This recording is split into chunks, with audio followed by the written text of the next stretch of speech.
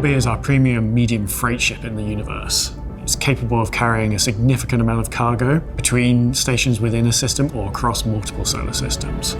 It sits between the Hull A, which is kind of your entry into the cargo hauling profession, and the Hull C, which is kind of big, serious interstellar cargo hauling runs. In terms of scaling and role, the Hull B is closer to the Hull A in terms of gameplay flow and mechanics, without the challenges of the more complicated setup and flow of the Hull C.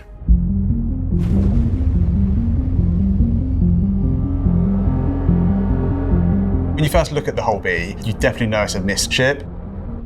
MISC is a high-end industrial manufacturer. It's a very clean art style. Visually, you kind of got these really large, clean, panelled, kind of bulbous shapes. Think about the aesthetic of the 50s and bring it to a more futuristic. You've got these really large, heavy-duty landing gear. You can clearly see it being built to take a lot of weight. And then move along the top, and there's some really nice detail, some nice ribbing where the remote turret sits. Continuing along the top, there's a nice spoiler towards the rear. When you see this ship collapse, it feels almost like a little shuttle that could fly about. But then as you start to look at the back, you've got these massive engines on the rear of it, and then that gives you a bit of a visual indication that maybe there's something a bit more to the ship than what you see at first glance. Much like the rest of the Hull series, it has a compacting and extending spindle in the centre section that allows the ship to have a smaller silhouette and shape when not carrying cargo, and then expanding out to carry the maximum amount of cargo. It's quite a marvel of engineering in how much spindle and cargo grid we've managed to fit into such a small space when it's collapsed. It holds 512 SCU of cargo, up to 1632 SCU crates. You can either load the cargo manually with handheld tractor beams, or the co-pilot has access to 2 front-facing remote tractor beam turrets in order to load cargo from within the vehicle. External cargo has the great benefit that it is by far the quickest to load and unload. You can simply rock up to a location and then use the tractor beams on the ship to attach and detach cargo, rather than having to thread these larger, especially the 32 SU containers, through restricted doorways at the back of ships. So you have to be smart about where you use the Hull B. It's quick to load, but also if you find yourself in a tricky situation, it's very quick for someone else to unload it for you. When it was first announced, it was promised to be able to land with its full capacity of cargo. However, over time, the cargo system changed, the design of ships have changed. And when you look at the Hull A and the Hull C, they have a sort of cross arrangement, and doing this for the Hull B and the stated amount of cargo that we had said at the start, it just simply couldn't land without having the most comical, super long, gangly legs. So from that point onwards, we went back to concept, had multiple iterations of different cargo arrangements to suit the new capacity, and we settled on moving from the cross arrangement to rotating it 45 degrees into the X arrangement you see today. And it still looks really good when it's open or closed, but it's still able to hold all of its cargo when landed.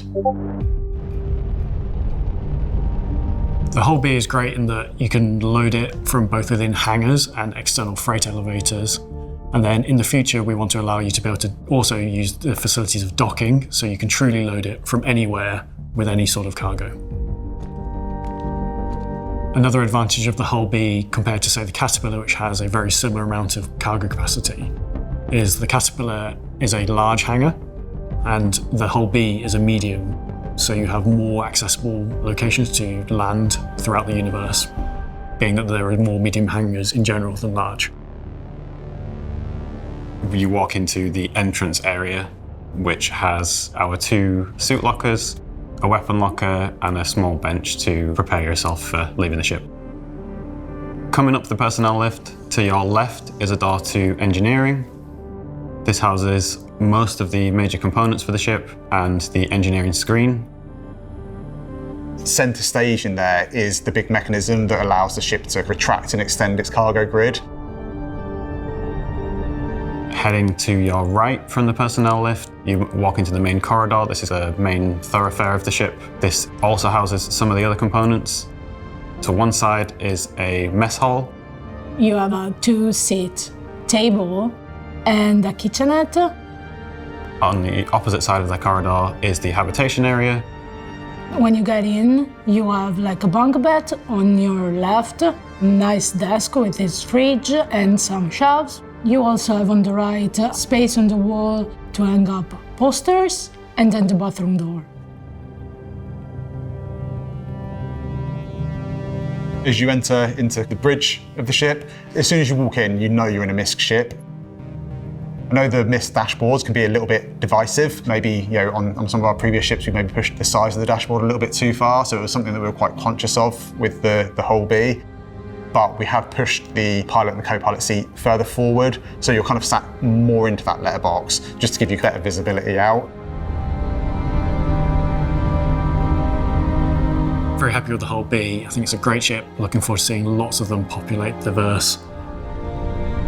The ship is for those people who are more serious about cargo, who are those people who need maybe slightly more cargo space than a raft, for example. I think it really is that sweet spot between cargo capacity and size.